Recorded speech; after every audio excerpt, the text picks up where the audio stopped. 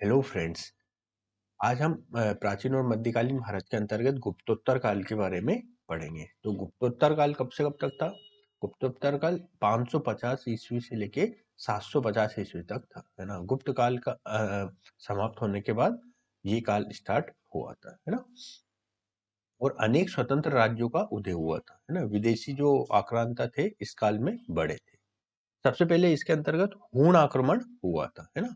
इसके अंतर्गत हम देखते हैं तोरमान और मिहिरकुल प्रमुख हूण आक्रमणकारी हुए थे। ठीक है। देश पहले क्या था, एक गुप्त साम्राज्य के अंतर्गत विस्तृत नेतृत्व के अंतर्गत फैला हुआ था, परंतु जो गुप्तोत्तर काल में छोटे छोटे राज्यों में देश बढ़ गए, है ना, अखिल भारतीय स्तर पर। बौद्ध धर्म का पतन होने लगा और हिंदू धर्म का पुनः उत्कर्ष होने लगा, है ना। कन्नौज जो उत्तर भारत का एक प्रमुख केंद्र था फिर से महत्वपूर्ण केंद्र बन गया, है ना। कन्नौज में सत्ता का केंद्रीकरण होने लगा। अगर इनके प्रमुख राजवंशों को देखें तो उत्तर भारत में मौखरी वंश या वर्धन वंश था, ठीक है, जिनकी राजधानी कन्नौज थी। पहले थानेश्वर थी लेकिन बाद में कन्नौज हो गई थी, ठीक है, जो भी मैंने बताया।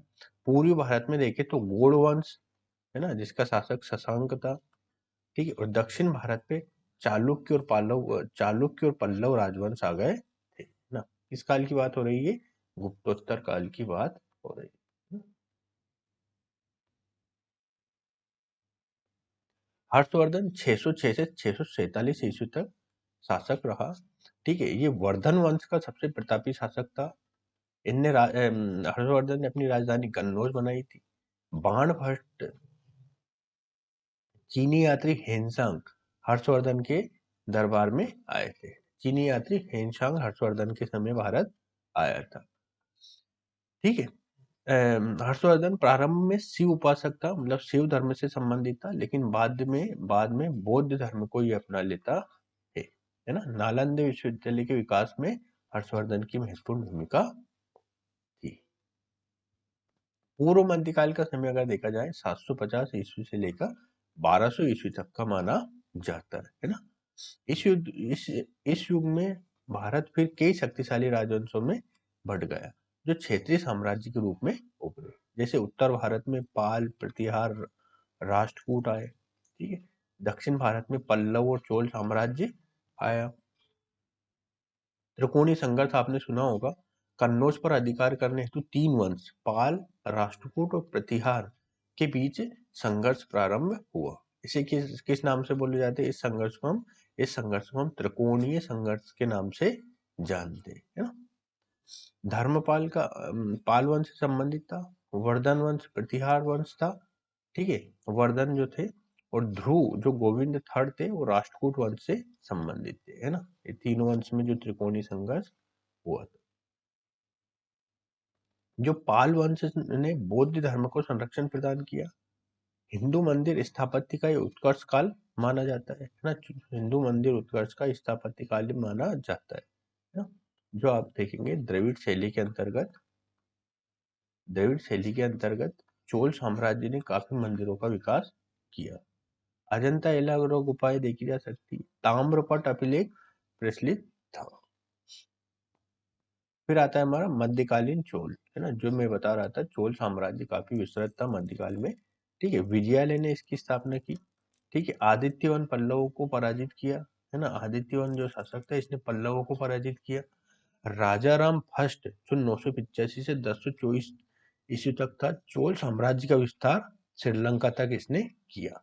राजराजेश्वर ने क्या किया? बृहदेश्वर, मतलब राजाराम फर्स्ट ने, है ना, राजराज फर्स्ट ने जो बृहदेश्वर मंदिर है ना, बृहदेश्वर मंदिर में लिख देता हूँ। साउथ में काफी बड़ा मंदिर है, शंकर भगवान को समर्पित बृहदेश्वर मंदिर का निर्माण करा है। राजेंद्र प्रथम 1014 से 1044 तक इन्होंने गंगा तक अपना विजय अभियान चलाया, गंगा नदी तक अपना विजय अभियान चलाया। दक्षिण पूर्व एशिया पर आक्रमण किया। विशेषताएं अगर देखें तो समुद्री जो चोल वंश की अगर विशेषताओं को अगर देखें, समुद्री व्यापार में अग्रणी थे। शानदार नौसेना थी। संगठित ग्राम प्रशासन प्रणाली थी। मंदिर स्थापत्य का उत्कृष्ट था जिसमें बृहदेश्वर मंदिर है। तमिल साहित्य एवं शिलालेखों का विकास हुआ। अब आता है हमारा एक प्रमुख वंश जिसे हम दिल्ली सल्तनत के नाम से जाने जाते हैं। दिल्ली सल्तनत मध्यकाल का एक प्रमुख वंश माना जाता है, मतलब 1526 ईस्वी तक था, है ना। 1206 से लेके 1526 ईस्वी तक दिल्ली सल्तनत भारत में मुस्लिम शासक का वो दौर था जब दिल्ली को केंद्र बनाकर कई तुर्की अफगानी शासकों ने भारत पर शासन किया, है ना। कुछ कुल 5 वंश थे। कौन कौन से? सबसे पहले गुलाम वंश को अगर हम देखें तो 1206 से 1290 तक ईस्वी तक रहा। इसका संस्थापक कुतुबुद्दीन ऐबक था। खिलजी वंश को अगर देखा जाए तो 1290 से 1320 ईस्वी तक था। जलालुद्दीन फिरोज खिलजी इसके संस्थापक थे। तुगलक वंश को अगर देखा जाए 1320 से 1414 ईस्वी तक था। गयासुद्दीन तुगलक इसका संस्थापक था। सैयद वंश, सबसे ज्यादा अगर साम्राज्य किया तो तुगलक वंश ने शासन किया। ठीक।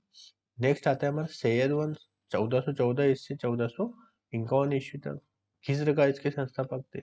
लोधी वंश 1551 से 1526 ईस्वी तक 1451 से 1526 ईस्वी तक इन्होंने शासन किया। बहलोल लोधी, है ना, बहलोल लोधी इसके संस्थापक थे। प्रमुख शासक और घटनाएं देखें, जैसे गुलाम वंश में कुतुबुद्दीन ऐबक गुलाम वंश का शासक था। लखनौती पर आक्रमण किया, कुतुब मीनार का निर्माण करवाया इल्तुतमिश के समय।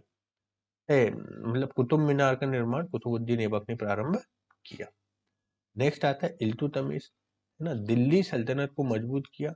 इक्ता प्रणाली, है ना, प्रशासनिक संरचना से संबंधित एक प्रणाली थी, इक्ता प्रणाली, इसको इन्होंने प्रारंभ किया।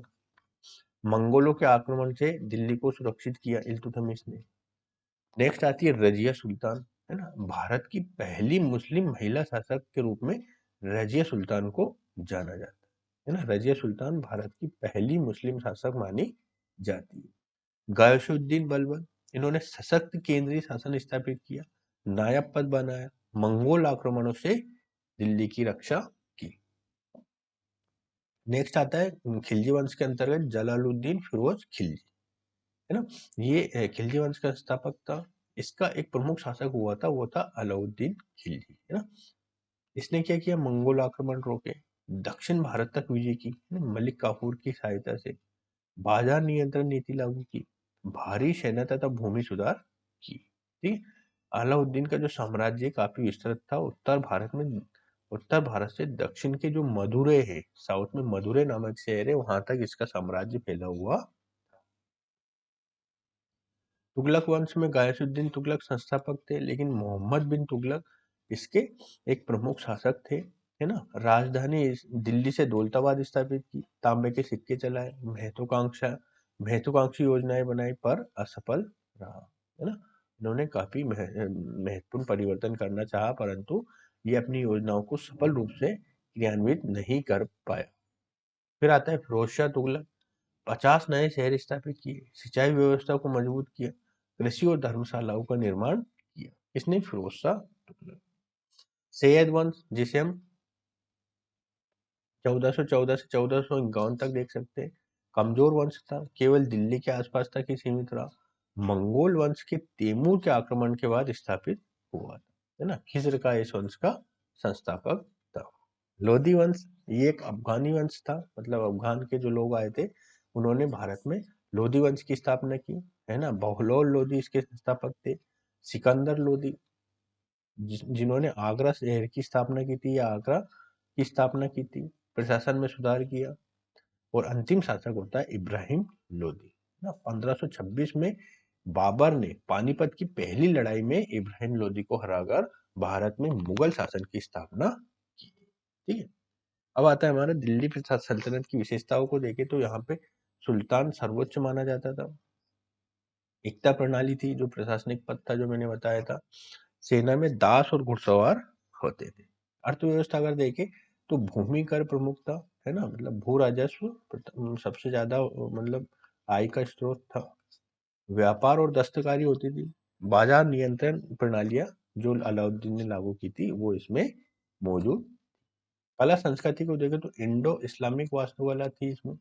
कुतुब मीनार का निर्माण हुआ, अलाई दरवाजा का निर्माण हुआ, जामा मस्जिद का निर्माण हुआ। फारसी भाषा का प्रचार भी इस समय हुआ। धर्म अगर देखा जाए तो इस्लाम राज्य धर्म था इस समय। हिंदू, जैन और बौद्ध सहिष्णु रूप से रहते थे। अगर महत्व देखें दिल्ली सल्तनत का, तो मुस्लिम शासन की नींव डली थी। ठीक है, प्रशासनिक और सैन्य प्रणाली का विकास हुआ था। स्थापत्य कला और नगर विकास हुआ था। भारत का पुनः एकीकरण हुआ था। जो भारत छोटे छोटे राज्यों में बट गया था, उसके बाद भारत का पुनः एकीकरण हुआ था दिल्ली सल्तनत के माध्यम से। ठीक, 13वीं से 15वीं शताब्दी की जो कुछ क्षेत्रीय शक्तियां थी, उनके बारे में हम देख लेते हैं। जैसे उत्तर भारत में जौनपुर सल्तनत, है ना, इब्राहिम सर्की के नेतृत्व में। पूर्वी भारत में बंगाल सल्तनत, गयासुद्दीन आजम शाह के नेतृत्व में। दक्षिण भारत विजयनगर साम्राज्य बना था। हरिहर और बुक्का कृष्णदेव इस यहाँ के प्रथम एक प्रमुख शासक थे। बहमनी साम्राज्य, गुलबर्गा, बीदर, हसन गंगू प्रमुख शासक था। ठीक है, राजपूत में देखे तो मेवाड़ वंश, है ना, राणा हमीर, राणा कुंभा, राणा सांगा स्वतंत्रता व स्वाभिमान के प्रतीक थे। देखो, क्षेत्रीय शक्तियां किस क्यों बनी थी? जब दिल्ली सल्तनत कमजोर होने लगा तो विभिन्न क्षेत्रीय शक्तियों का उदय होने लगा। विजय विजयनगर साम्राज्य को देखें तो कृष्णदेव राय यहाँ के प्रमुख शासक थे, है ना। ठीक है, इन्होंने हजारा राम मंदिर, विट्ठल स्वामी मंदिर का निर्माण कराया था। अमुक्त माल्य मादा ग्रंथ की इन्होंने रचना की। ठीक है, बेहमनी साम्राज्य में अगर देखें तो दक्षिण भारत का यह पहला स्वतंत्र मुस्लिम राज्य था। राजधानी इन्होंने गुलबर्गा से बीदर स्थानांतरित करी थी। वास्तुकला को अगर देखें तो गोल गुम्बद, बीदर कला का इन्होंने प्रयोग किया था। अब आता है प्राचीन मध्यकालीन भारत के अंतर्गत अगर हम देखें तो भक्ति और सूफी आंदोलन एक प्रमुख आंदोलन माने जाते हैं। तो भक्ति आंदोलन 13वीं से 17वीं शताब्दी के मध्य था। हिंदू धर्म में भक्ति और ईश्वर प्रेम पर आधारित ये भक्ति आंदोलन था। अगर इस भक्ति आंदोलन का उद्देश्य देखा जाए तो जाति, कर्म, कर्ण विरोधी था। ईश्वर भक्ति और मानवता का संदेश देता था। प्रमुख संत इसके कौन कौन से थे? रामानुजाचार्य, इन्होंने विशिष्टता द्वैत वेदांत की स्थापना की थी। संत कबीर निर्गुण भक्ति से संबंधित थे, जातिवाद विरोधी थे। गुरु नानक सिख धर्म के संस्थापक थे। सूरदास श्री कृष्ण भक्ति से संबंधित थे। तुलसीदास जिन्होंने रामचरितमानस की स्थापना की। मीराबाई कृष्ण भक्ति काव्य इन्होंने रचा। ठीक, और इस्लाम धर्म के शुद्धिकरण या मुस्लिमों में जागरूकता पैदा करने के लिए सूफी आंदोलन प्रारंभ हुआ। 12वीं से 17वीं शताब्दी तक माना जाता है।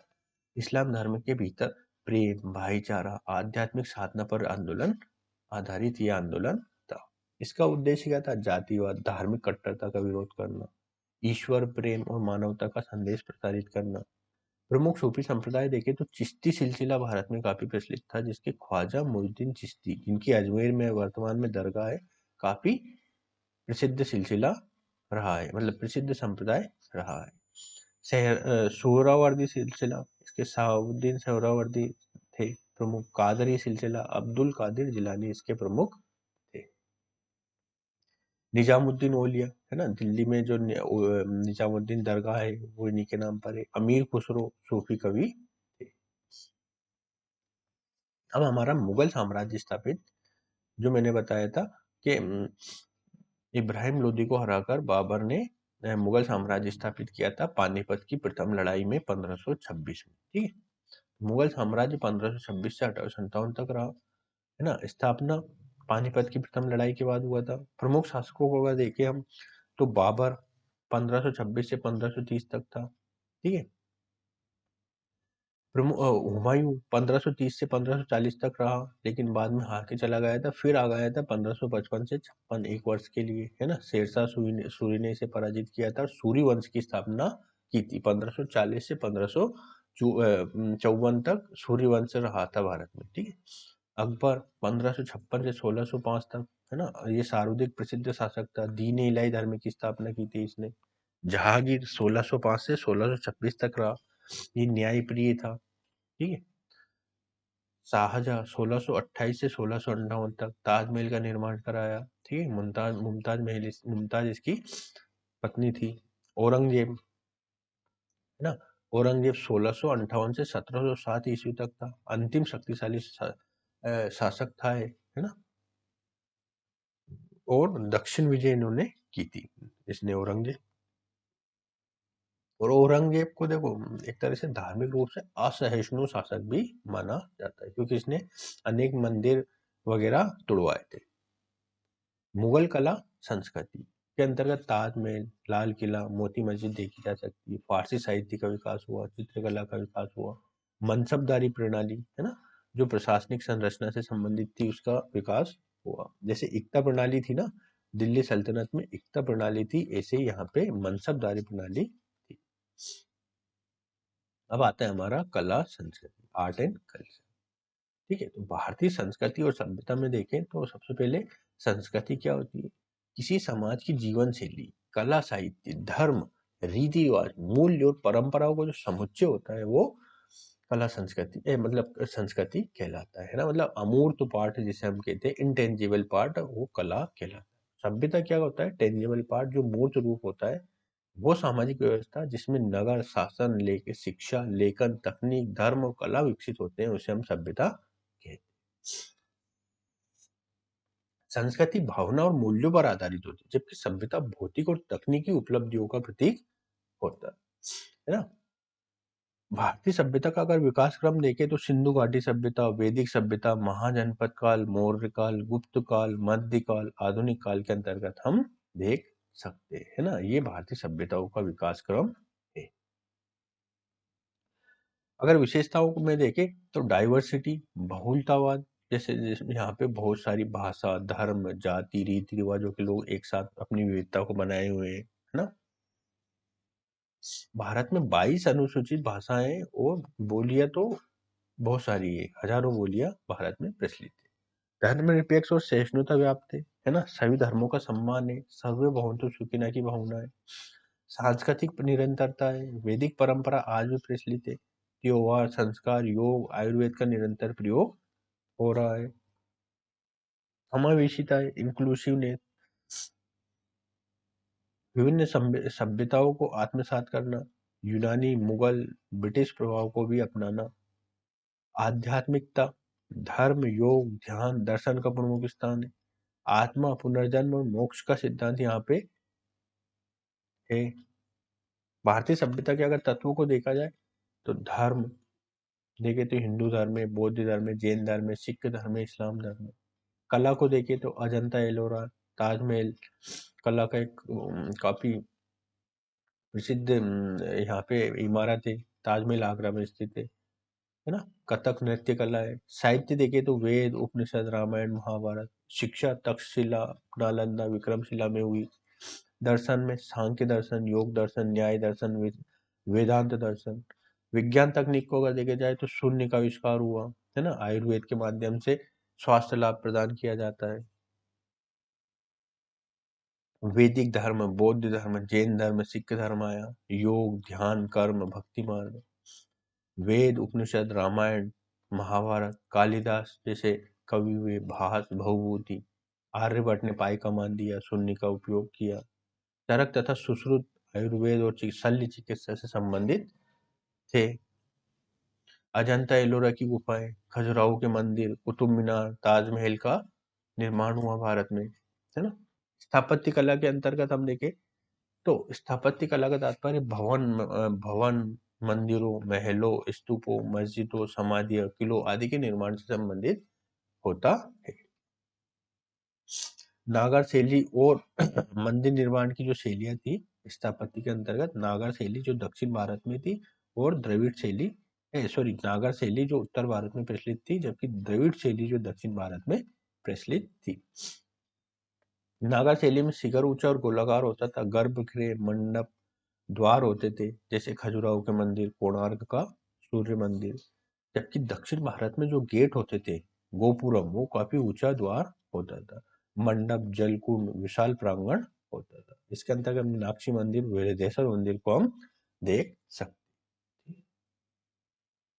बेसर शैली जो इन दोनों के मध्य में स्थित थी, संक्रमणकालीन क्षेत्र में जो स्थित थी, उसे बेसर शैली के नाम से जाना जाता है। नागर और द्रविड़ शैली का ये मिश्रण था। जैसे एलोरा का कैलाशनाथ मंदिर और होयसल के संस्कृति होयसलेश्वर मंदिर भी इसमें आ जाएगा। मध्यकालीन स्थापत्य कला में जैसे मुगल स्थापत्य कला में देखें तो गुम्बद, मीनारे, बाग बगीचों का निर्माण हुआ, संगमरमर और लाल पत्थर का उपयोग हुआ। प्रमुख उदाहरण देखें जैसे ताजमहल, कुतुब मीनार, लाल किला, बुलंद दरवाजा इस काल में बने। मूर्ति निर्माण शैली भी प्रचलित हुई जिसके अंतर्गत गांधारी शैली, इसमें यूनानी प्रभाव देखा जा सकता है। यथार्थवादी आकृतियां बनी, बुद्ध की पहली मानव आकार मूर्तियां बनी, बाल तराशे गए, भारी वस्त्र का प्रयोग हुआ, है ना। पेशावर, तक्षशिला, मथुरा में ये मूर्तियां बनाई गई। मथुरा शैली, है ना, मथुरा शैली भारतीय परंपरा प्रधान थी। लाल बलुआ पत्थर का प्रयोग हुआ, शरीर पर हल्के वस्त्रों का प्रयोग होने लगा, सौम्य और मुस्कुराती मूर्तियां बनाई गई। ये कहाँ पे थी? मथुरा, सांची, भरूच में ये मूर्तियां बनाई गई, इनकी यहाँ पे केंद्र थे। अमरावती शैली आंध्र प्रदेश के क्षेत्र में थी। हल्के वस्त्र, सुंदर आभूषण का प्रयोग हुआ, बुद्ध के जीवन प्रसंगों का चित्रण हुआ। दक्षिण भारतीय शैली में चोल काल के दौरान प्रसिद्ध हुई, जैसे कांस्य की मूर्तियां, है ना, जिसके अंतर्गत नटराज, शिव की मूर्ति काफी प्रचलित है। सौंदर्य और जीवंतता का अद्भुत मेल देखा जा सकता।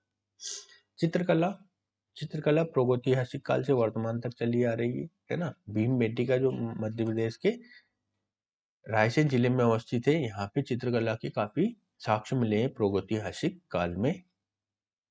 ठीक है। सिंधु घाटी सभ्यता में भी चित्रकला का काफी विकास हुआ। बौद्ध कला जिसके अंतर्गत अजंता और एलोरा की गुफाओं में चित्रकला देखी जा सकती है। जैन धर्म में भी कला जो चित्रकला का काफी विकास हुआ, खासकर पांडुलिपियों के चित्रण में। ठीक है। राजपूत और मुगल चित्रकला भी काफी समृद्ध रही है। मध्यकाल में राजपूत शासकों ने संरक्षण से चित्रकला की विभिन्न शैलियां विकसित हुई, जैसे मेवाड़, किशनगढ़, बूंदी, नाथद्वारा शैलियों का विकास हुआ, है ना। किशनगढ़ शैली की जो बनी ठनी है उसे हम भारत की मोनालिसा के नाम से भी जाना जाता है ना। बनी ठनी जो थी किशनगढ़ शैली की, उसे मोनालिसा के नाम से भी जाना जाता है। इसे बनी ठनी ना। मुगल काल के दौरान भी चित्रकला का विकास हुआ। लघु चित्र, बारीकी से यथार्थवाद और शानदार रंगों का प्रयोग किया गया। औपनिवेशिक काल में भी चित्रकला का विकास हुआ। ठीक है। आधुनिक और समकालीन कला में भी चित्रकला काफी प्रचलित हो रही है। चित्रकला आप देख सकते हैं वर्तमान समय में भी। अब आता है हमारा नृत्य कला। ठीक है। भारत में नृत्य कला का अत्यंत प्राचीन और समृद्ध परंपरा है। इसके हमारे सिंधु घाटी सभ्यता की मूर्ति और वैदिक साहित्य में भी मिलते हैं। ठीक है। कौन कौन से, जैसे भरतनाट्यम, तमिलनाडु में ये नृत्य अपनी पद संचालन, भावपूर्ण चेहरे के भाव और कहानी को बताने के लिए क्षमता के लिए जाना जाता है। भरतनाट्यम तमिलनाडु में किया जाता है। कथक, है ना, ये उत्तर भारत में होता है। नृत्य अपनी तेज गति के चक्कर और जटिल तालबद्ध पैटर्नों, कहानी कहने के नाटकीय अंदाज के लिए प्रसिद्ध है। ये उत्तर भारत में प्रचलित है। कथकली केरल में प्रचलित है ना। कथकली केरल में प्रचलित है। ओडिसी नृत्य उड़ीसा के क्षेत्रों में प्रचलित है। मणिपुरी मणिपुर के क्षेत्रों में प्रचलित है। कुचिपुड़ी आंध्र प्रदेश के कुचेलपुर गांव से संबंधित है। सत्रिया असम में प्रचलित है। ठीक है। अब आता है हमारा रंगमंच। भारतीय रंगमंच का इतिहास बहुत ही पुराना है। प्राचीन संस्कृत नाटकों जैसे कि कालिदास के अभिज्ञान शकुंतलम में नाट्य कला के उच्च मानकों को स्थापित किया। मध्यकाल में लोक नाट्य परंपराएं विकसित हुई थी, जिनमें रामलीला, रासलीला, नौटंकी और तमाशा प्रमुख। ये लोक नाट्य सामाजिक और धार्मिक विषयों की मनोरंजक तरीके से प्रस्तुति करते थे। आधुनिक भारतीय रंगमंच पश्चिमी नाट्य शैली से प्रभावित हुई, लेकिन इसने अपनी जड़ों को भी बनाए रखा है। आज भी भारत में विभिन्न प्रकार के नाट्य समूह हैं, जो पारंपरिक और समकालीन नाटकों का मंचन करते हैं। भारत में भी कई सक्रिय है, भोपाल में भी कई सक्रिय नाट्य संस्थाएं हैं। ठीक है। तो ये कला संस्कृति से संबंधित बातें इसमें बताई गई हैं, है ना। धर्म दर्शन को अगर देख सके तो ये भी हमने जो बताया था कि जैसे बहुत सारे धर्मों का भारत में उदय हुआ, है ना। हिंदू, मुस्लिम, सिख, ईसाई, है ना। ये मतलब उदय के साथ साथ इनका विकास भी हुआ, मतलब उदय अगर कहीं और हुआ है तो विकास भारत में काफी हुआ है यहाँ पे, है ना। जैन धर्म, बौद्ध धर्म, सिख धर्म, तो ये सब यहाँ पे भारत में काफी फला फूला। इसीलिए भारत की जो संस्कृति है एक समावेशिता और सहिष्णु संस्कृति है ना। भारत वसुदेव कुटुंबकम की विचारधारा पर विचार करता है ना। वसुदेव कुटुंबकम मतलब पूरा जो विश्व है एक कुटुंब की तरह व्यवहार करता है। कुटुंब, वसुदेव कुटुंबकम मतलब पूरी जो धरती है कुटुंब की तरह कार्य करती है ना। अतिथि देवो भव के विचारधारा पर चलती है। अतिथि देवो, और कोई आता है तो उसे अतिथि की तरह सत्कार किया, अतिथि देवो। ठीक है। तो यहाँ पे हमने कला संस्कृति के मेजर पोर्स और प्राचीन और मध्यकालीन भारत के बारे में जाना है। ठीक है, अगले वाले वीडियो के साथ हम कुछ नए टॉपिक के साथ मिलेंगे, तब तक के लिए नमस्कार।